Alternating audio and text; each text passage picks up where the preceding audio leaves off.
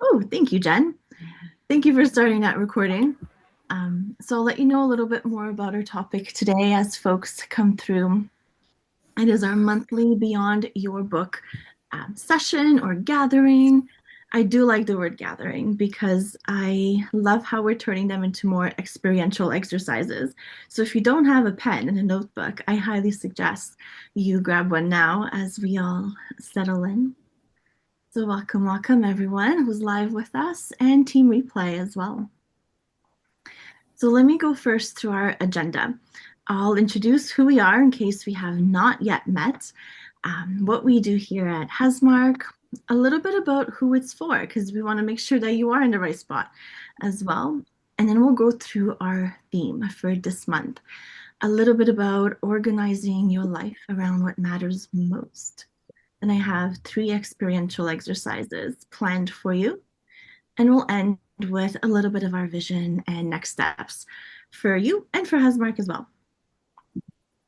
So who we are. So let me say, first of all, hi, I'm Anna Maria. I'm the marketing and creative manager at Hasmark.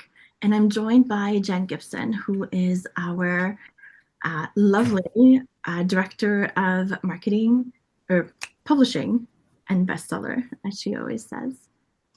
So together we'll hold space for you during our time together.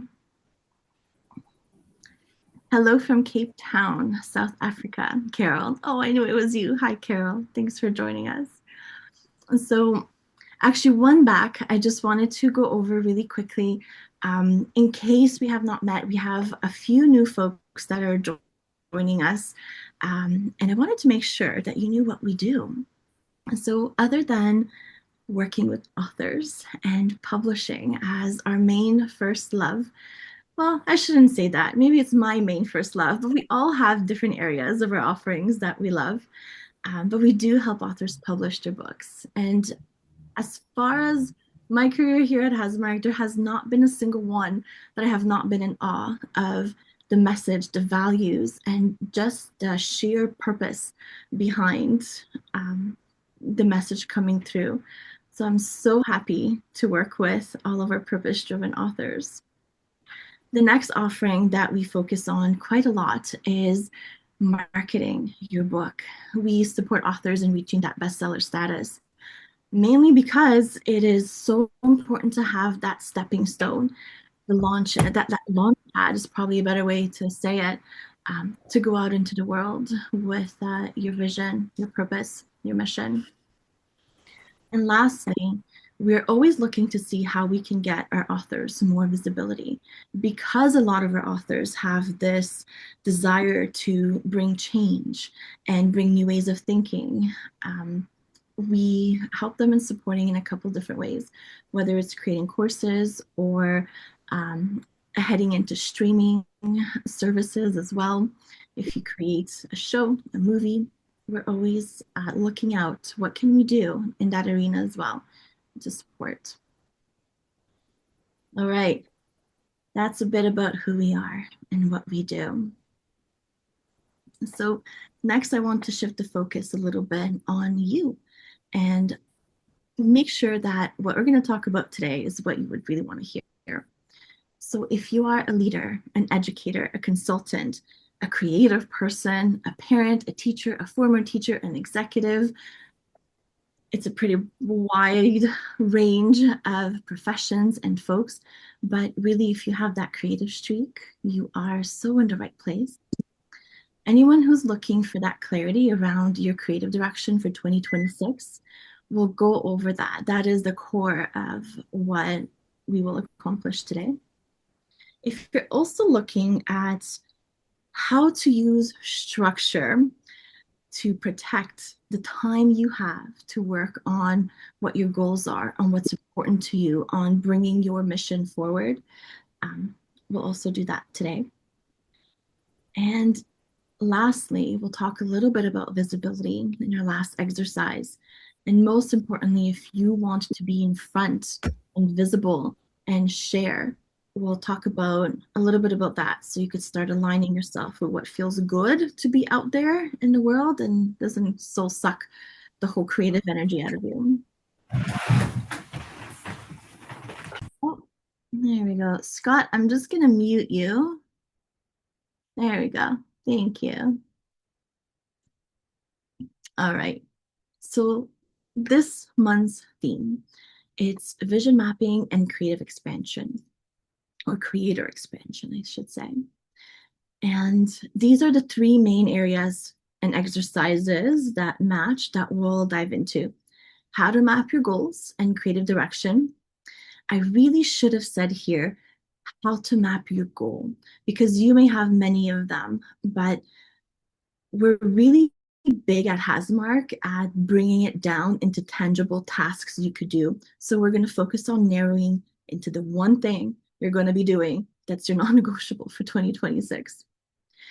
And alongside that, structure. I use that word quite a little bit in the almost 10 minutes we've been together.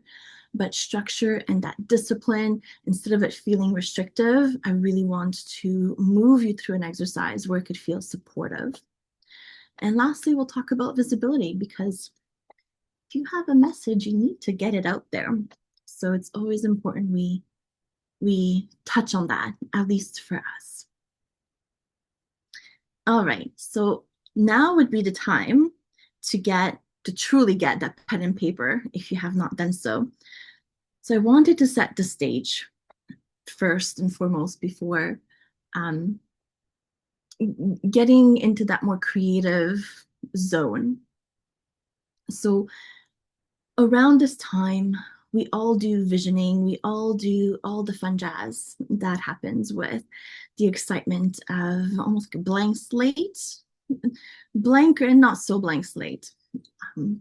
And today I wanted to speak to you about organizing your life around what matters. And one of the things that we drew inspiration from is this idea that in order to live your purpose, your inspiration is just not quite enough.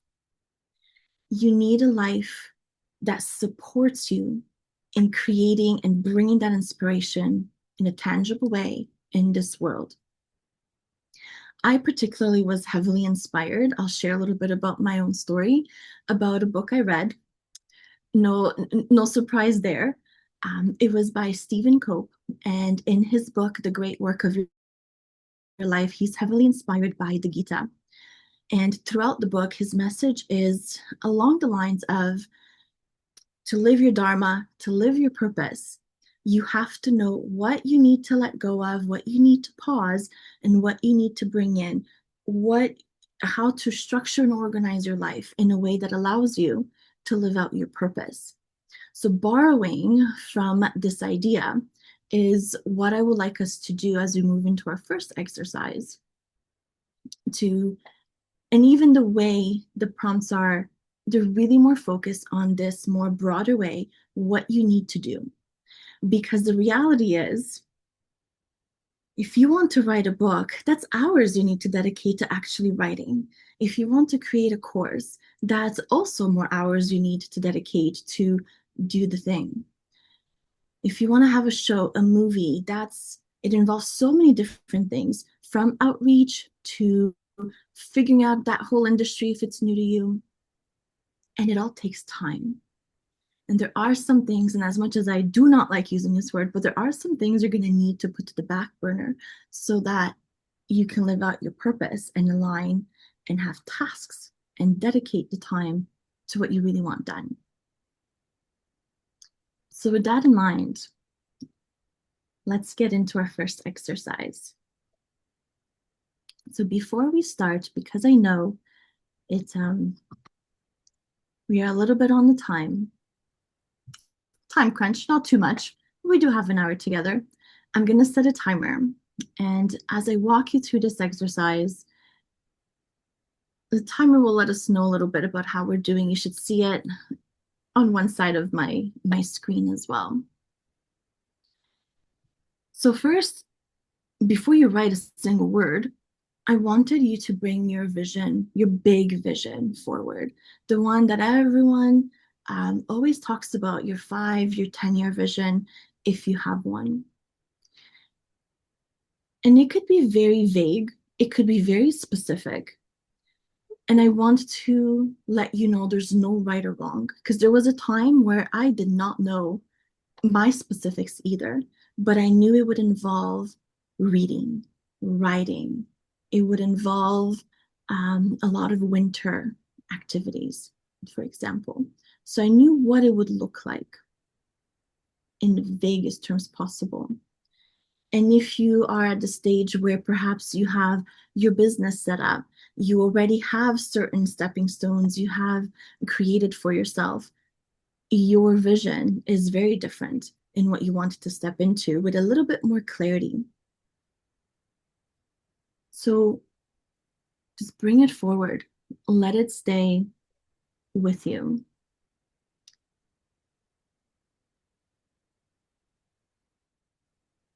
If you wanted to share in the chat, just for us to talk a little bit about it, feel free to do that. I'll be watching too. But I thought I'd give you an example. Let's say you have the only thing you know that you have as certainty is that you want to write a book because of a big lesson you've been walking with. I'll use people pleasing or the good girl as an example. And you figured out a way how to move to soothe your good girl, your people pleaser in you. And you know now how to bring that out to be kind and compassionate, but you also learn how to hold your boundaries. And you've practiced that, whether it's in your current workplace, with friends, with family, at gatherings. Maybe it's something that you feel that you kind of got this. You could see the change in you from where you were 5 years ago, 10 years ago. Or maybe you even feel that, oh my gosh, I'm so not qualified because I still have so much more to go. But you're on that path. And maybe you think to yourself, I could write a little bit about where I am right now, because no matter what, people are going to go through this stage, and I want to document it for folks as perhaps a hybrid memoir slash self-help. And that's your creative pursuit for this year. Maybe you don't know where it'll lead. You have no idea what it will do, but this direction of writing and penning will maybe open the door because you want to hold women's circles, for example, and you want to host retreats down the road. You don't know how that's going to happen, but that's like a nice big long-termish 5 to 10 year goal. Or maybe it's the opposite. You have a business you have set up and you help. Oh, Jill, I need to finish the illustrations for my book. I will storyboard it because otherwise it feels overwhelming. Yes, yes, yes. Right away in the tools. I love that. So the other example I was going to share is a little bit more business and formal like. Perhaps you have a consultant business, consultancy, and you have a few courses and a few workshops that are your go-to. They work super well. But maybe you wanted to be known for your area of expertise in a different way. And your next step is, I want to speak at conferences or on stage, for example. And that'll be your pursuit. That'll be your vision. So as you get that flavor for what it is, the next thing we're going to do is work backwards. And this is where I want to start writing things down with you. If you were to write down, working backwards, to what it would take to have a book written, to be a speaker, for Jill's case, what will it take to have your illustrations completed for your book? But even more than that, what will it take for you to have your book published? And work backwards with the endeavors that you need to have. I'm going to use you, Jill, as an example because it's so beautiful. End goal is to be a published children's books writer, publish first book, continue working on the outlining the series. Even more specific now, book one, finish the first book. That would be a good one. You have your manuscript ready. Turn it into a storyboard to determine the illustrations you want to go where. Find an illustrator, find your publisher, get her done, move through that process, publish, market, build my author platform. There's all these interrelated items. Going back to more of our business example, if you wanted to add speaking on big stages, well, maybe you need to have testimonials from your clients, but in a really, really big way. So you decide, I want a campaign to obtain those. Maybe you need to have a course in speaking because you find you're okay to hold the attention of perhaps 50 or 500 people, but in the thousands, it becomes a little bit much for your nervous system. So you need to work on your own capacity for that. Maybe as you move into that, you need to hire someone for your business to help you with other tasks while you focus on building this branch of it. Maybe you need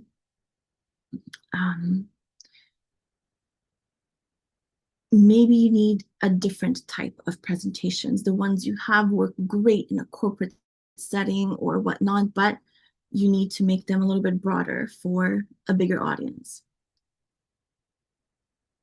So as you write all the things down, as you work backwards, eventually you'll come down to perhaps a few goals or a few things that you really need done to get to that vision of yours.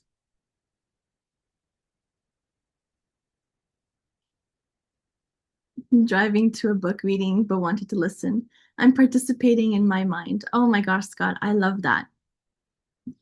I love contemplating. I don't always necessarily write either, but contemplation is a really, really good one for me as well. So I love your participating. Just drive safe. A vision should imagine it is done. I have written and published my book, not I will write. Yes. Yes, Eva. Happy New Year, Christine.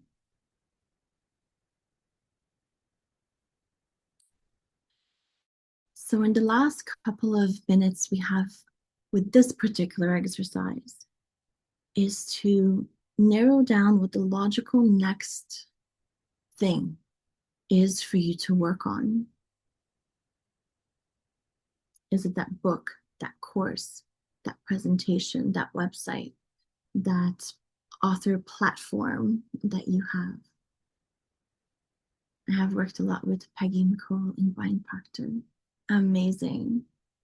So if I say something that you are trained in a different way, your mind works in a different way, please, and this goes for everyone, feel free to reword it in your being in a way that you know you can receive it in the way it was intended to. So I love that you brought that up, Eva.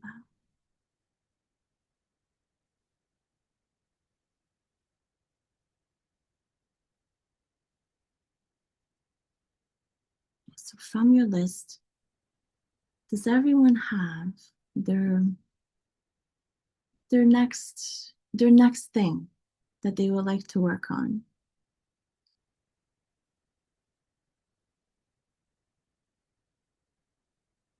Working through the steps backwards, should I start sharing my characters on social media first before finishing the book so I create some intrigue about the book? You are definitely on the same wavelength I am, Jill, because that is something I wanted to speak to you about in exercise 3, but to not keep you in suspense, yes. Yeah. Writing one scene or finishing one chapter a day. There we go.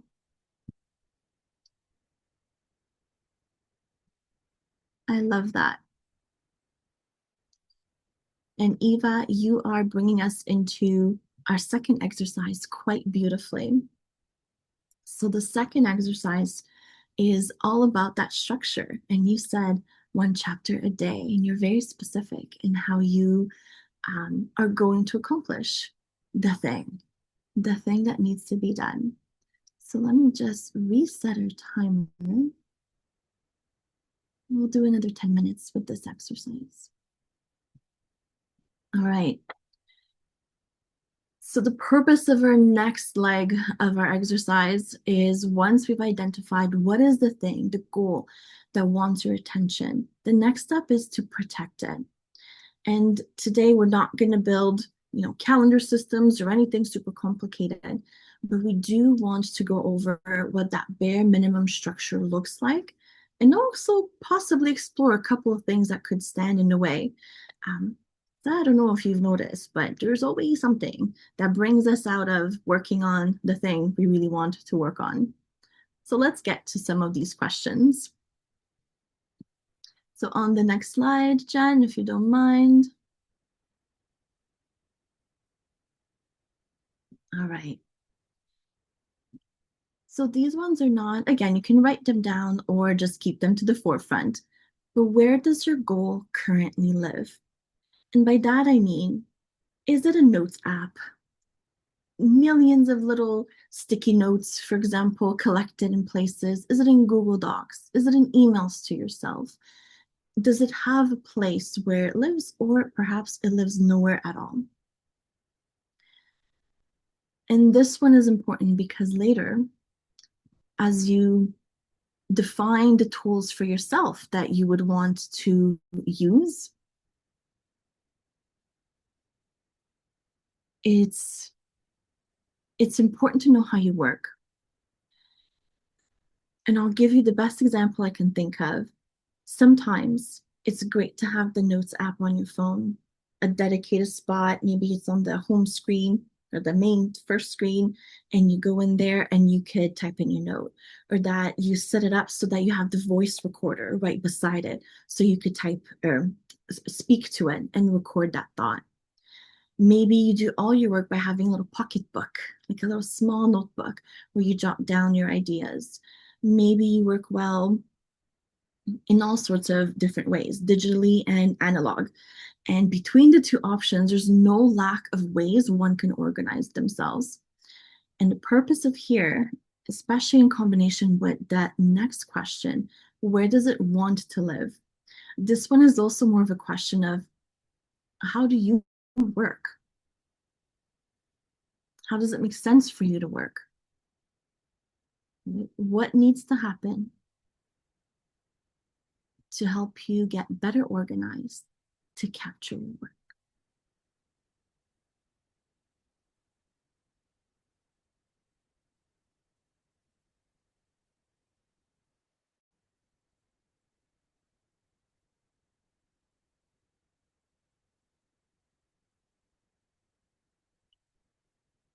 And as you start bringing to the forefront of your mind things that you notice that you do, maybe in line at the grocery store, you tend to pull out your phone and, and read a book. Well, maybe instead of reading a book, that's a good time to jot a couple of ideas down or start working on an outline for one of your social posts. Or if you need more of that dedicated time to do writing and spend time almost fully, deeply immersed, connected to that energy of your writing of your piece, then maybe it's before everyone wakes up or after everyone goes to sleep. Maybe it's taking one weekend day every other weekend or once a month where you go to your local art gallery and write in one of the rooms. It can look in so many different ways. Next, let's explore, when does this goal realistically fit into my life? And this is one that we all have full lives. I'm amazed at how many things our authors juggle as they write their book. But where does it fit? Is it realistic for you to work on it every day, every week, bi-weekly, monthly? What is a rhythm how much can you realistically put on the back burner based on your current responsibilities, the roles you have, your current commitments? I'm sure some you could shift, but others you cannot. So before you put it in your calendar and what it would ideally look like, take a hot second with this question, because the pacing may be a little slower than what you like for it to be realistic. Or vice versa. You have the time, but perhaps you catch yourself scrolling instead, or watching Netflix, or um, being enthralled by everyone else's amazing activities that they're doing. And because they are amazing, you do that.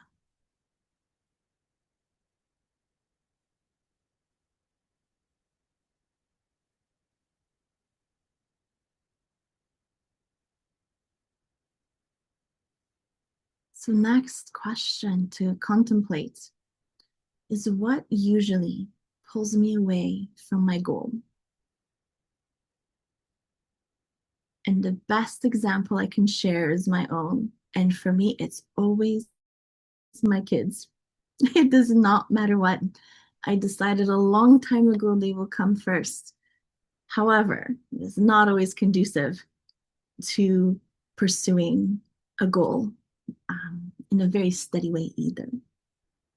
But knowing that, I can adjust. And is the one thing that usually pulls you away? Is it a physical thing? Is it a mindset thing? Do you get bored after 30, 60 days of working on your goal and you need something new and fresh, and then you abandon it and start something new? It could be that as well. It could be something um, that comes from the realm of the way you need to work. Maybe you're not meant to work on one thing at a time. Maybe you're meant to work on different things, to be stimulated, to be inspired, to be um, almost like properly refreshed in that way. Right? Take note of those things as well.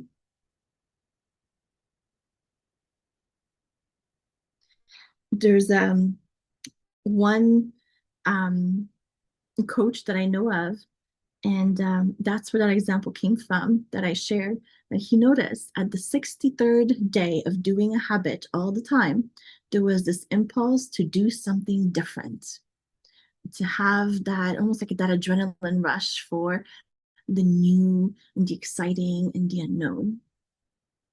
So he had to build the measures.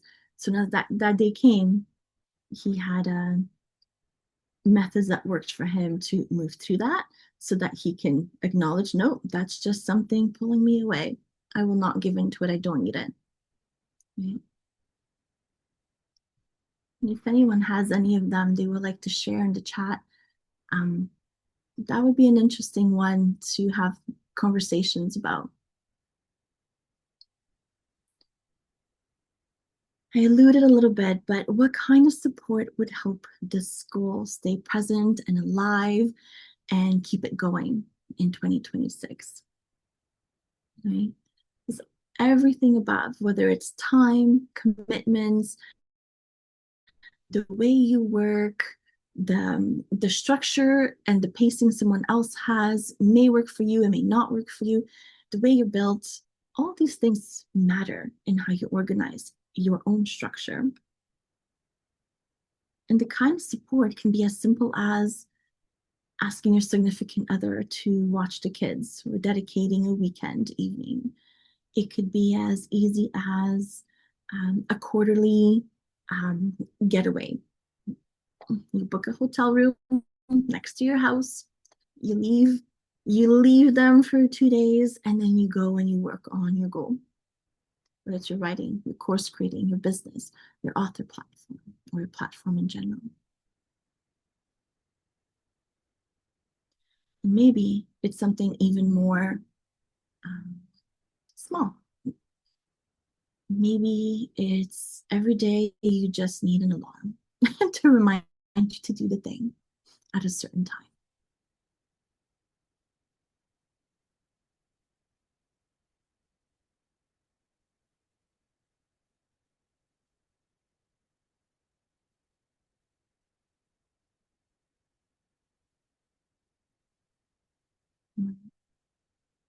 As you write down your final few thoughts.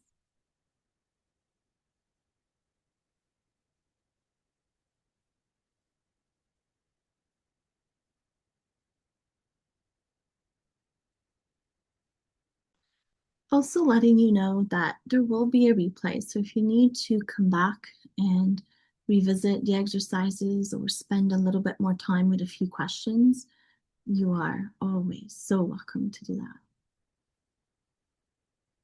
All right, our third exercise. So this one should be a little bit fun. Well, sort of. The entire purpose of this particular exercise is to get us comfortable being uncomfortable. How many of us, and I'm curious if you would want to share in the chat, um, you would want to share about something that is complete, that is done, that is ready to go, that is polished, because, well, that's comfortable. It is done. You did it in many ways. And many times, going back to Jill, to your question, even as you're working on your children's book, on your storyboard, on these minute tasks, there's always something that you could share.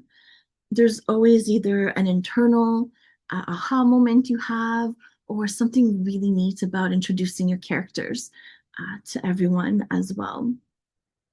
So visibility is something that I would urge you to not do the uncomfortable thing and start earlier rather than later. So for the purpose of this particular exercise, I'll put 5 minutes for us to move through some of these questions. Okay, first and foremost, where are you already visible? And it does not need to be social media. It could be maybe you have a regular email list.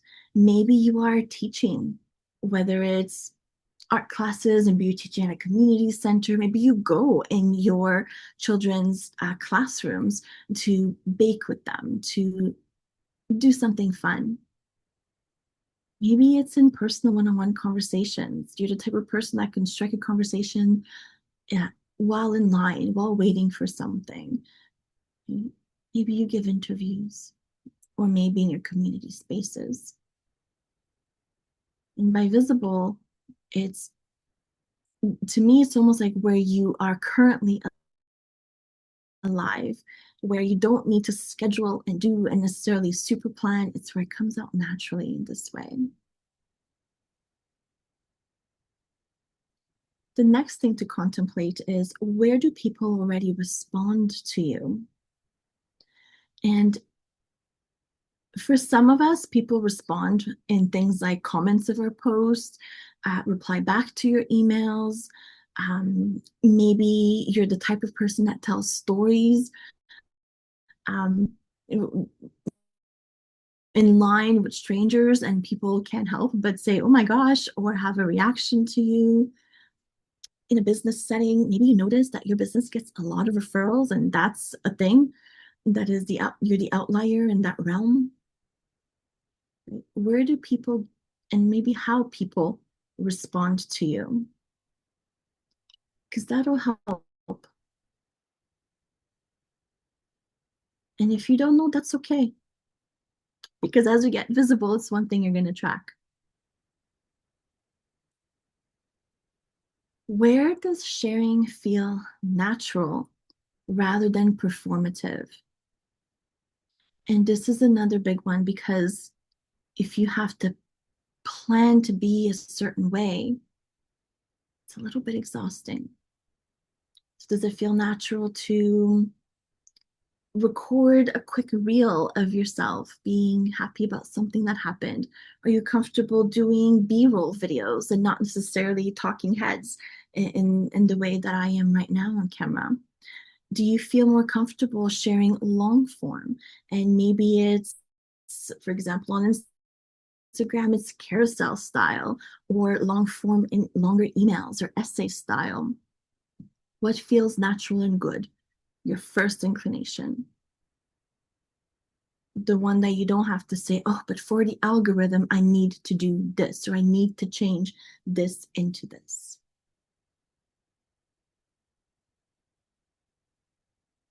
And lastly, where does my work feel undershared or unfinished? And for that, it can be in um, on a platform. It could be that you start and stop because that continuity is not quite there yet.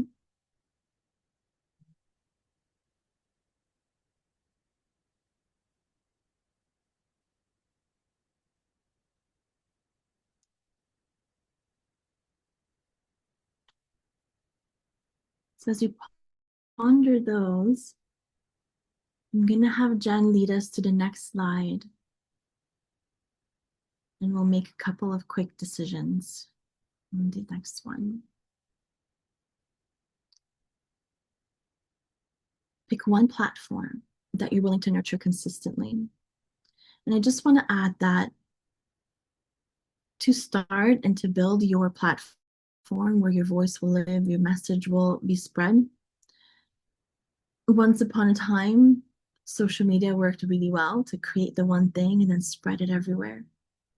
But now each one has their own way they want to be shared for you to show up and whatnot. And sometimes it's a magnificent match, and other times not so much. So even if you were to pick your one platform that you want to nurture as your big focus, do that.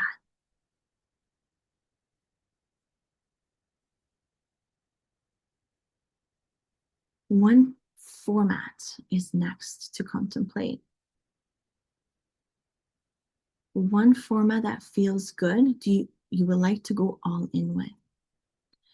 And I just want to add as well that speaking of formats, there are examples of each one doing incredibly well. It's that consistency that really matters. And then one rhythm you can truly sustain. If you cannot post 3 times a day on Instagram, it's not realistic. It's a lot of work to do that. Does this have to be online, or does it include just physical writing? It is both, because you will need to do, as part of your goal, some things will be offline and some things you may wish to move online. I'm doing a lot of assumptions in thinking that at some point you may want to have a spot online where your work is almost like collected.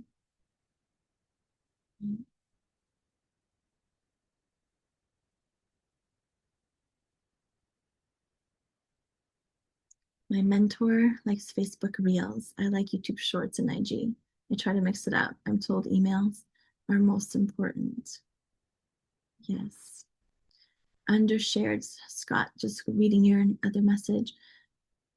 Educating market on empowerment before instead of emergency. Trying to message through shorts, reels, and posts. Yes. It is a good plan. And you're right, nothing beats building your own email list still. I think that has still remained fairly consistent throughout the, well, like 20 years or so that we've had social media so far.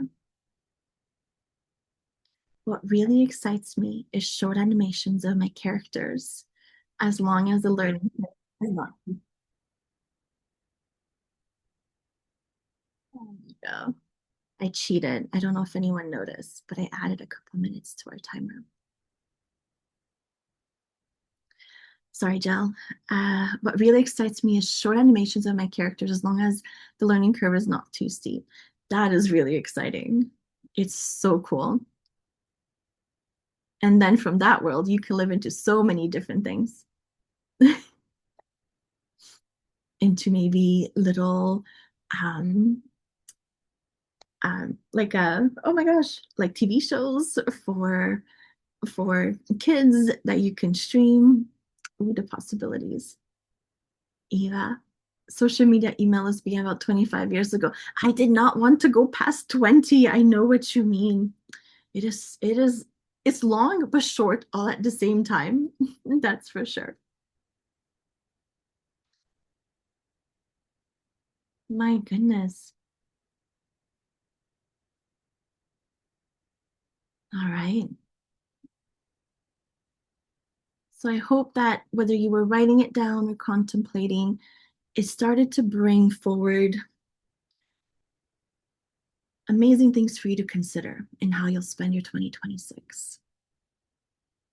And so, one of the things we really wanted to share is a little bit about our why and what we're passionate about. And honestly, a lot of it comes down to changing the landscape of how we learn and making education fun again and learning fun again and intaking information super fun again. Yeah. So in terms of our three things that we always talk about in the back end is education, entertainment, that makes edutainment.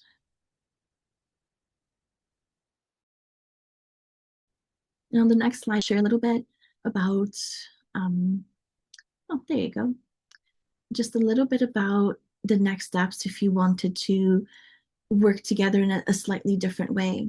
So first, I will share that we're aiming to have these monthly. So always to have a little bit of a topic and that experiential bit behind it, hopefully matching what you're currently working on now too. But if you wanted to work with us a little bit more closely, you can definitely book a call. We're so happy to talk to you about whether it's publishing your book, marketing it, or if you wanted to join the Creator Circle as we hold space for you and we walk you through. It's a mentorship where we, actually just closer to a mastermind, I would say, where we hold space for you to create the thing you're creating. But either way, if you need ideas, a bit of that strategy, a little bit about what to do next, we're always here for a call. And you'll find the links. I'll share it in the replay as well. Um, so you have it either above, below, or on the side, depending on the platform you're watching this. And of course, you are invited on the next slide. You'll see you are invited to February's Beyond Your Book. And the topic for that one is to turn your book into a course. So if you wanted to mark your date, we're trying to keep them to the 12 p.m. timeline. Hopefully many of you can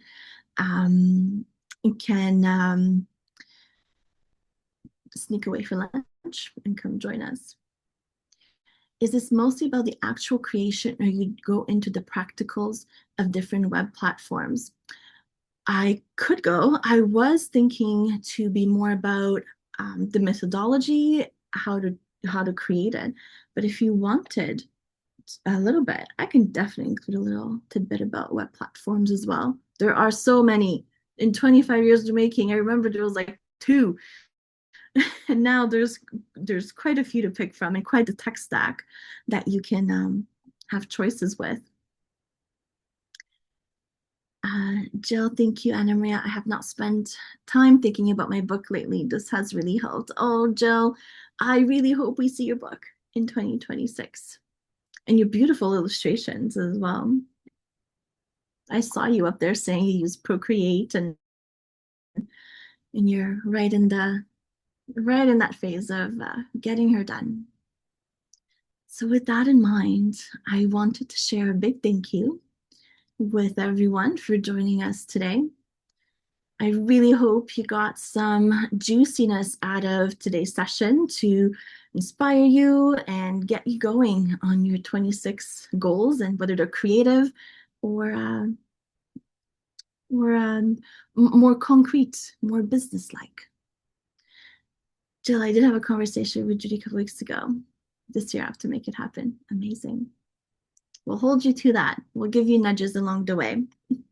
And if you come to the monthly sessions, hopefully everything we do is going to be geared towards helping you in one way, shape, or form.